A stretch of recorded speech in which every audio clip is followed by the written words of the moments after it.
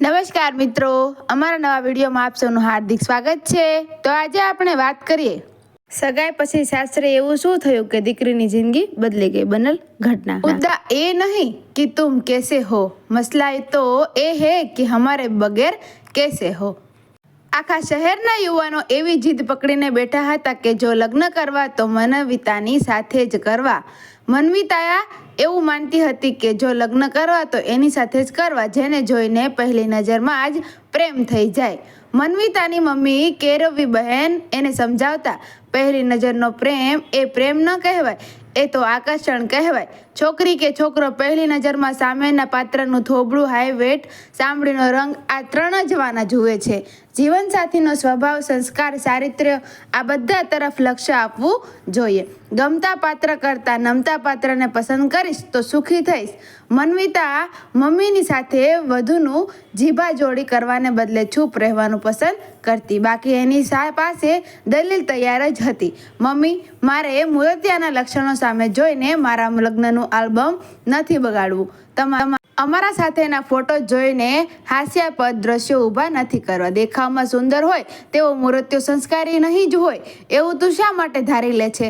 જો મનવિતાએ આવો પ્રશ્ન પૂછ્યો હોત તો કેરવી બહેને અવશ્ય આવો જવાબ આપ્યો હોત, હું ક્યાં તને દેખાડવા મૂર્તિયા સાથે લગ્ન કરવાની ના પાડું છું। હું માત્ર આટલું જ કહું છું કે કોઈ પણ યુવતીએ ફક્ત દેખાવ જોઈને મૂર્તિયો પસંદ કરવો ન જોઈએ। આ બધું ત્યાં સુધી જ ચાલ્યું જ્યાં સુધી મનવિતાની જિંદગીમાં શાન નામના હેન્ડસમ યુવાનની જાનદાર એન્ટ્રી ન થઈ। 25 વર્ષનો શાન મહેતા એ શહેરનો એ સમયનો એલિજિબલ લેચરેબલ ગણાતો હતો। એના પપ્પાનો વાર્ષિક 800 કરોડ રૂપિયાનો ટર્ન ઓવર બિઝનેસ હતો। શહેરમાં એની માલિકીના 4 ભવ્ય બંગલાઓ હતા। અઠવાડિયાના દરેક વાર માટે અલગ અલગ કંપનીની કિંમતી કાર હતી। પ્રતિષ્ઠિત પપ્પા અને સમજદાર મમ્મી હતી। શાન હીરો જેવું આકર્ષક વ્યક્તિત્વ ધરાવતો હતો। આ બધા પ્લસ પોઈન્ટને ભૂલાવી દે તેવો એક ગુણ એનામાં વિનમ્રતા હતો। સમાજના નાનામાં નાના માણસને પણ શાન સમાનતાના ભાવ સાથે મળતો હતો। મનવિતા અને શાન એક પાર્ટીમાં મળ્યા। પહેલી નજરમાં જ તણખા જર્યા। પ્રેમના તણખલાએ હૈયાનું વેલ્ડિંગ કરી દીધું। શાન અબધપૂર્વક ઝૂકીને બોલ્યો, મિસ, તમારા ઘરમાં ફૂલ લેન્થનો મિરર છે? જો હોય તો એની સામે ઊભા રહી અને મિરરને કહેજો કે એ જગતનો સૌથી નસીબદાર આઈનો છે, જેને જે રૂપની રાશિ દિવસમાં 100 વાર જોવાનો લાહવો મળે છે। એવી તક અમારા જેવા કમનસીબોને જિંદગીમાં એકવાર પણ નથી મળતી। આ સાંભળીને સૌંદર્ય શરમાયું, પછી ધીમા અવાજમાં બોલ્યું, પણ તમને તો આજે એવી તક મળી છે ને। બે આકર્ષક યુવાન યુવતીએ પ્રેમમાં પડવા માટે આ એક સંવાદ પર્યાપ્ત હતો। શાન મનવિતાને 84 લાખ જન્મોની ભાગીદાર બનાવવા માટે તૈયાર થઈ ગયો અને મનવિતા દિવસમાં 3 લાખ વાર માત્ર અને માત્ર શાનના જ વિચારો કરતી રહી। બંનેની સગાઈ થઈ ગઈ। મનવિતાને ખબર પડી કે આવતીકાલે શાનનો બર્થડે છે। પ્રેમી માટે શુંનું શું કરી નાખ્યું એ મૂંઝવણમાં બેચેન બની ગયેલી મનવિતાએ આગલા દિવસથી સાંજથી જ તૈયારીઓ શરૂ કરી રાખી। રાતના 11:30 વાગે એણે મમ્મી પપ્પાને કહ્યું, હું શાનના બંગલે જઈ રહી છું। 12 વાગે કેક કટિંગ માટે મેં બુકે, ગિફ્ટ અને ચોકલેટ કેક લઈ રાખી છે। શાનને આ મધરાતની મુલાકાત વિશે મેં ગંધ પણ આવવા દીધી નથી। I want to give him A present surprise. Mummy papa રાજી થયા। શાન માટે ખરેખર આ વાત મોટી સરપ્રાઈઝ બની રહેવાનું હતું। એના પરિવારમાં મધરાતે કેક કાપવાની પરંપરા ન હતી। એના પપ્પા મક્કમપણે માનતા હતા કે જન્મ જે દિવસે અને જે સમયે થયો હોય તે જ દિવસે અને સમયે કેક કટિંગ કરવું જોઈએ। મનવિતાએ બંગલાથી થોડેક દૂર કાર ઊભી રાખી, અવાજ ન થાય એમ ચાલીને બંગલા પાસે ગઈ। ધીમેથી દરવાજો ખોલ્યો। વોચમેન ઊંઘતો હતો, એને પણ ખબર પડી। બંગલો અંધારાની ચાદર ઓઢીને ઊભો હતો। પોર્ચમાં નાનો બગલ પાછું અજવાળું પાથરી રહ્યો હતો। મનવિતા આગળ વધી। હવે જે થયું તે ખુદ મનવિતા માટે સરપ્રાઈઝ હતું। પ્લેઝન્ટ નહીં પણ શોકિંગ સરપ્રાઈઝ।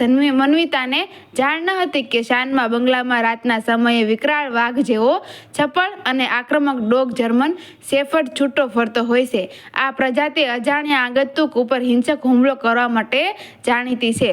પરિચિતોને એ નુકસાન નહીં પહોંચાડે। શાને ડોગનું નામ ટાઈગર પાડેલું હતું। હતું.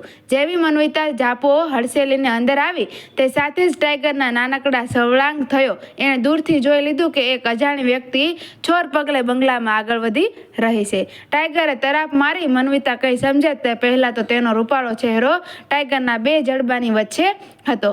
મન્વિતા મોટી ચીસ પાડીને ઢળી પડી. એના હાથમાંથી બુકે, ગિફ્ટ અને કેક ધૂળ ભેગા થઈ ગયા. ચીસ સાંભળીને વોચમેન જાગી ગયો, દોડી આવ્યો. માંડ એણે ટાઈગરને કાબૂમાં લીધો, દૂર ખેંચી જઈને બાંધી દીધો. ડોરબેલ દબાવીને ઘરમાં જંપી ગયેલા માલિકોને જગાડ્યા. શાન પણ દોડી આવ્યો. મન્વિતા લોહી લુહાણ હાલતમાં અર્ધ બેભાન જેવી માટીમાં પડી હતી.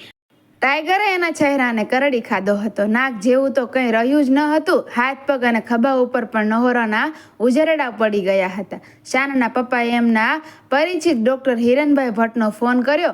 ઇમરજન્સી કેસ લઈને આવીએ છીએ, તમે ઘરેથી નીકળીને હોસ્પિટલ પહોંચો.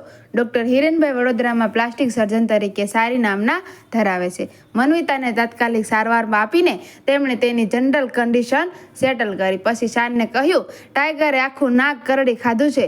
સાથળ પરથી સ્કિનનો સ્લેબ લઈ અને એનું રિકન્સ્ટ્રક્શન કરવું પડશે. પૂરી સર્જરી 2-3 તબક્કામાં થશે. આ સર્જરી ઝીણી અને ધીરજ માંગી લે તેવી છે. ખર્ચ પણ. શાનના પપ્પા બોલી ઉઠ્યા, ખર્ચની ચિંતા ન કરશો. આ છોકરી મારા ઘરનું અજવાળું બનવાની છે. લાખો રૂપિયા થશે તો પણ હું ખર્ચ ભોગવીશ. તમે સારામાં સારી ટ્રીટમેન્ટ કરજો. ફર્સ્ટ સ્ટેજ પછી નાક 70% જેવું મૂળ આકારમાં આવી ગયું. પણ મન્વિતા ઉદાસ હતી. ડૉક્ટરે એને દિલાસો આપ્યો, ઉદાસ થવાનું કોઈ કારણ નથી મન્વિતા, આગળ જતાં તારું નાક બધું સારો આકાર. મન્વિતા રડી પડી. હું એ જ કારણથી ઉદાસ નથી ડૉક્ટર સાહેબ.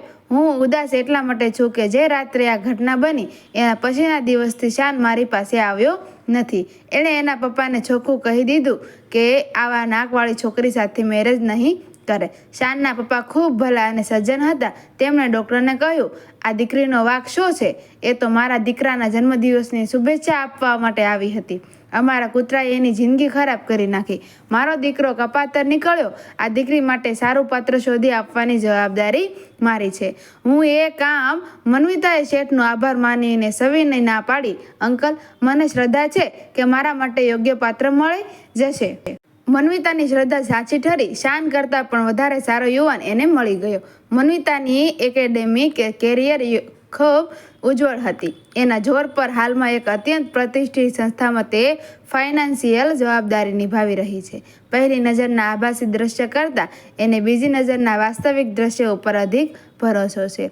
મિત્રો, વિડીયો ગમ્યો હોય તો વિડીયોને લાઇક કરજો, શેર કરજો અને તમારું આ વિડીયો વિશે શું કહેવું છે કમેન્ટમાં જરૂરથી કહેજો. ચેનલને સબસ્ક્રાઈબ કરવાનું ભૂલશો નહીં. રાધે રાધે, જય શ્રી કૃષ્ણ. આભાર.